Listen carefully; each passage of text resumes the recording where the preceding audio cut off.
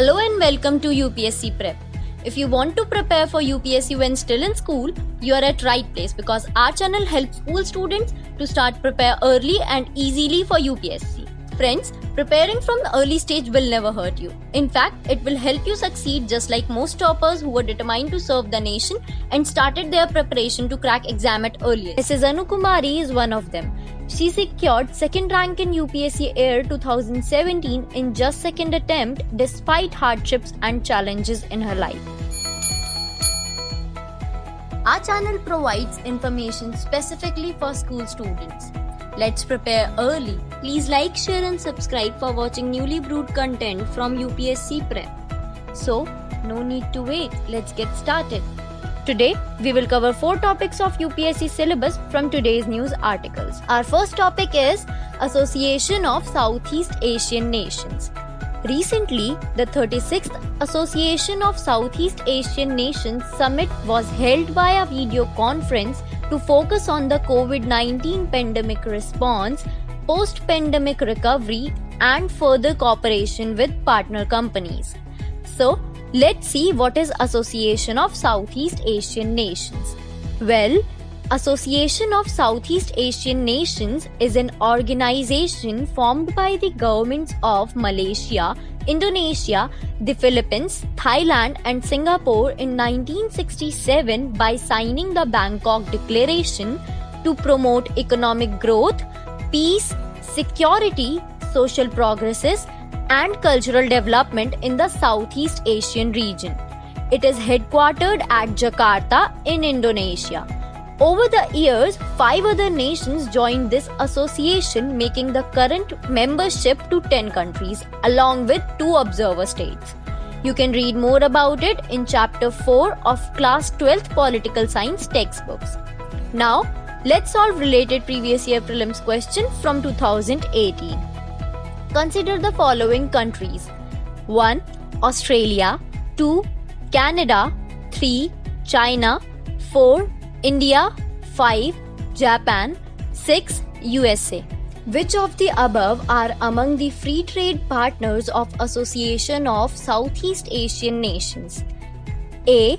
1, 2, 4 and 5. B. 3, 4, 5 and 6. C. 1, 3, 4 and 5. D. 2, 3, 4 and 6.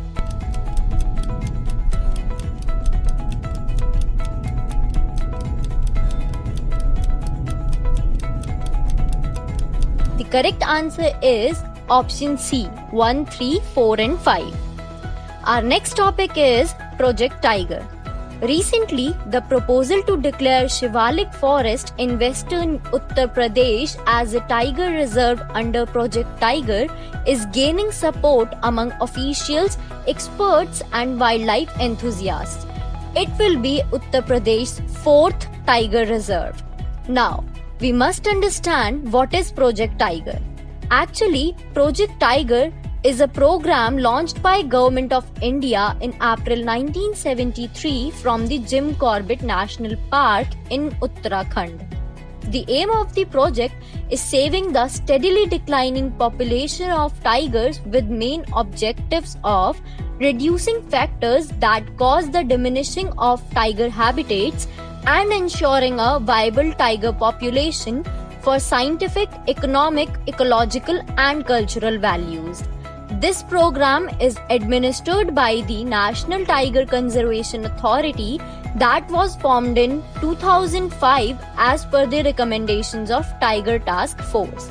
You must have read about it in Chapter 7 of your Class 8 Science textbooks. Now, let's take up related prelims practice question. Consider the following statements regarding Project Tiger. 1. It was launched by Indira Gandhi government on 1st April 1973. 2. It is administered by National Tiger Conservation Authority.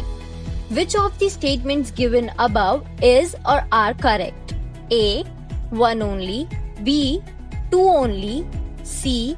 Both 1 and 2. D. Neither 1 nor 2.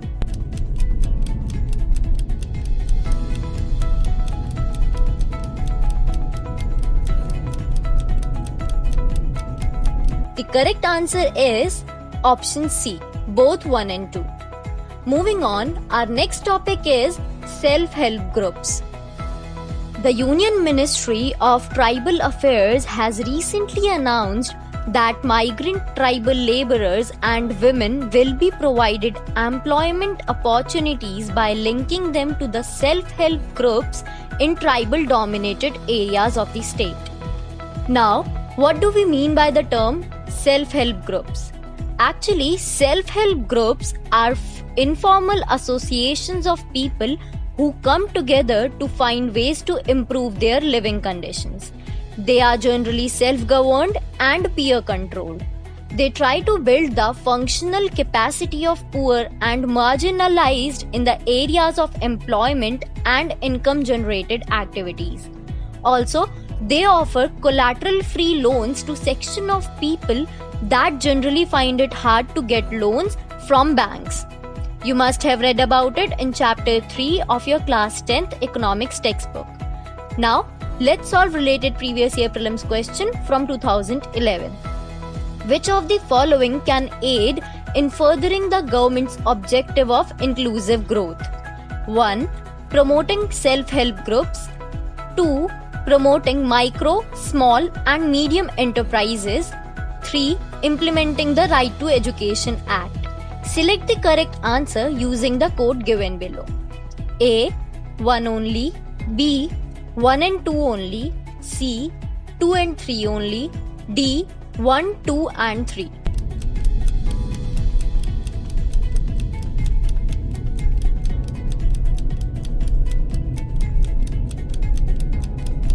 The correct answer is option D, 1, 2 and 3. Our last topic for today is Brahmaputra River. Recently, 8 rivers including the Brahmaputra River have been flowing above the danger level due to the incessant heavy rain for almost a week across Assam. Now, let's talk about the Brahmaputra River. Well, the Brahmaputra River originates in Tibet from Mansarovar Lake. It is 3,848 kilometers long and most of its course lies outside India. It flows parallel to the Himalayas in the eastward direction and takes a U-turn around when it reaches Mount Namcha Barwa and enters India in the state of Arunachal Pradesh, where it is known as Dihang River. It flows through the state of Arunachal Pradesh and Assam and is connected by several tributaries in India. You must have read about it in chapter 3 of your class 9th geography textbooks. Now, let's take up related previous year prelims question from year 2011. The Brahmaputra, Irrawaddy and Mekong rivers originate in Tibet and flow through narrow and parallel mountain ranges in their upper reaches. Of these rivers, Brahmaputra makes a U-turn in its course to flow into India. This U-turn is due to A. Uplift of folded Himalayan series. B. Syntaxial bending of geologically young Himalayas. C. Geotectonic disturbance in the tertiary folded mountain chains. D. Both A and B above.